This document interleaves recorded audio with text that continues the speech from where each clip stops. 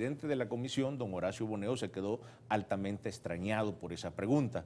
Y era bien lógico. Él se planteaba en el caso de que realmente si nosotros tenemos una conciencia de que el votante tiene que tener cerca las urnas en los procesos electorales, pues realmente es un elemento natural del proceso. Es como que tú le preguntaras a un ser humano, bueno, ¿y qué implica que le hagamos un injerto de un sexto sentido al cuerpo humano? Es decir, o de un quinto sentido, si son elementos naturales del mismo cuerpo. Entonces se extrañó totalmente el presidente de la comisión. Y esto nos lleva a otro punto muy fundamental en este tema del voto residencial. Y es que, como es un elemento natural del sistema electoral, que así lo debemos de comprender, realmente el voto residencial es un patrimonio del cuerpo electoral. ¿Qué significa que sea un patrimonio del cuerpo electoral? Es decir, no es un patrimonio de ningún sector político, de ningún partido político, no es una bandera de ningún partido político, sino que es un elemento en el cual el cuerpo electoral, la sociedad civil, tiene que tener conciencia de ello. Innegable, ¿no? Los beneficios, eso no hay ninguna duda, de que se beneficia la población salvadoreña, se fortalece la democracia, se hace más participativa la democracia, porque no es lo mismo que una señora de 60 años que tiene todo el derecho de ir a votar se desplace 7, 8 kilómetros, que se desplace 2 o 3 kilómetros, ¿no? O sea, eso es obvio. Pero bueno, esto viene desde el año 2001, si mal no tengo entendido, ¿no, Eugenio? Que hubo un decreto, el decreto 293, para que se implementara el voto residencial precisamente a partir de las elecciones legislativas y municipales del año 2003. Si mal no recuerdo. Ahora, esto viene de antes todavía. Pero hubo un decreto en el año 2001. Lo que te quiero decir es esto. Estamos al 2009, ¿ya? O sea, nadie duda de los beneficios que tiene el voto residencial, no lo duda Arena, el PCN, el PSL, FMLN, Cambio Democrático. Si eso es así, entonces, ¿cuál ha sido el entrampamiento, pues? Bueno, hay que decir que el esfuerzo del voto residencial comienza posterior a los acuerdos de paz. Este mismo señor Horacio Boneo ha estado a lo largo de varias misiones por parte de PNUD, de Naciones Unidas, acompañando este proceso. Y fue en el año 94 cuando los dos principales partidos políticos, Arena y FMLN, se pusieron de acuerdo en una agenda de reformas electorales, y en ese acuerdo que alcanzamos se consideró precisamente uno de los temas fue el voto residencial en el año 94. En el año 95 ya hubo en aquel momento la decisión de hacer un plan piloto y de avanzar para que en la elección del año 97 se ejecutara. Pero luego se echaron marcha atrás las autoridades, planteando de que era muy breve el tiempo que había para la elección del 97, y eso se frustró. Las autoridades del Tribunal Supremo del Tribunal de aquella época. En el año 99 viene una misión del Tribunal Electoral de Costa Rica a trabajar una cartografía electoral precisamente para el voto residencial, y de esa manera se propone una reforma ya legislativa para iniciar el voto residencial en el año 2003.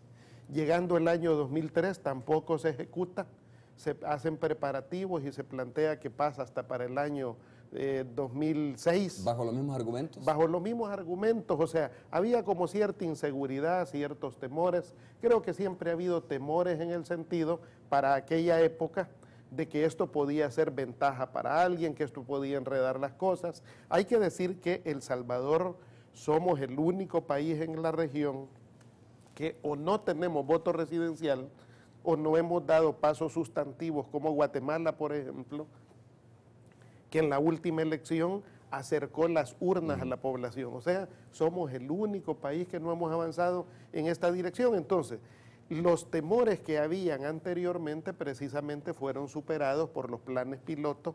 Tanto en el 2006 se hizo con 7 pequeños municipios, como lo señalaba el magistrado Urquía, como en el año 2009 se hizo en la elección de enero, se hizo en la elección de marzo. Por lo tanto, a estas alturas, aquellos temores de que el voto residencial podría ser cargar los dados para algún lado, ha quedado demostrado que no, y es por eso que ya el organismo colegiado, después de haber practicado esto durante varias elecciones, 3 elecciones, tuvo a bien de que avancemos de forma decisiva hasta abarcar todo el país. ¿Dónde está el tema? Me parece que a estas alturas Está complicando la cosa.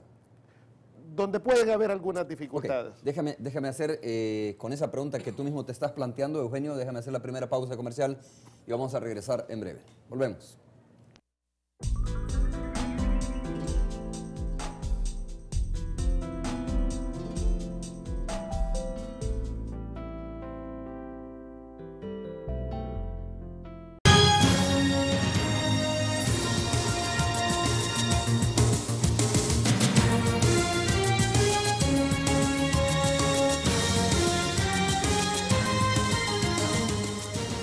Bueno, estamos de regreso, gracias por continuar con nosotros. Pues sí, hoy en octubre del año 2009, cuando falta bastante tiempo para las próximas elecciones, estamos hablando de esto porque desde hoy, para que usted lo sepa, el Tribunal Supremo Electoral pues está ya viendo ese tema del voto residencial, el voto de los salvadoreños en el exterior, el tema del DUI.